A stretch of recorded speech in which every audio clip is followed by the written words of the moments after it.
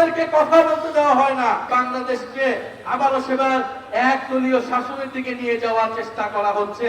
তাহলে চাঁদাবাজি, দুর্নীতি কোনো কিছুই বন্ধ হবে না।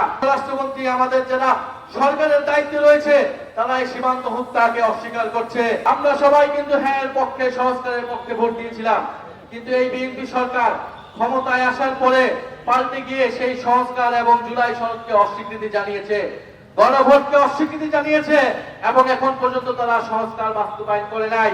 আমরা বলছি সংস্কার হচ্ছে জনগণের ম্যান্ডেট। আমরা সংস্কার চাই যাতে পুলিশ সংস্কার হয়, পুলিশ কোনো দলীয় পুলিশ না হয়, প্রশাসন কোনো দলীয় পুলিশ প্রশাসন না হয়। আপনারা আদালতে গেলে যাতে ন্যায় বিচার পান।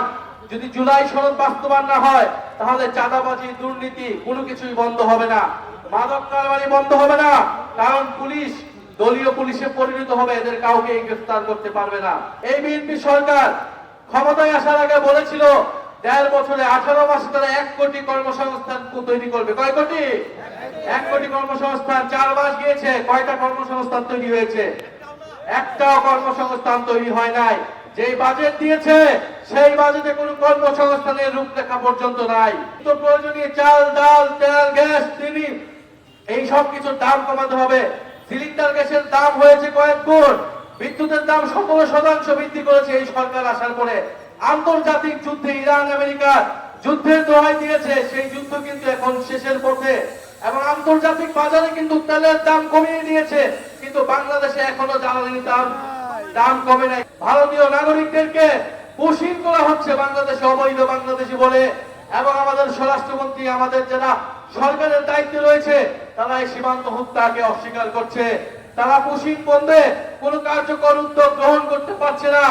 আমরা বলবো রোহিঙ্গাদেরকে এরকম বাংলাদেশে প্রবেশ করিয়ে বাংলাদেশের উপর একটা বোঝা চাপিয়ে দেওয়া হয়েছে।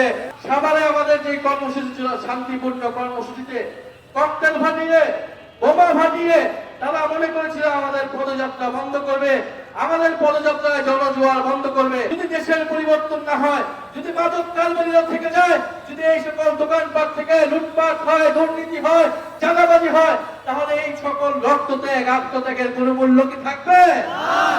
এক দলকে ক্ষমতা থেকে সরিয়ে আরেক দলের লুটপাটের জন্য বাংলাদেশের ছাত্র জনতা রক্ত দেয় নাই। আমরা দেখছি বাংলাদেশকে আবারও সেবার একদলীয় শাসনের দিকে নিয়ে যাওয়ার চেষ্টা করা হচ্ছে।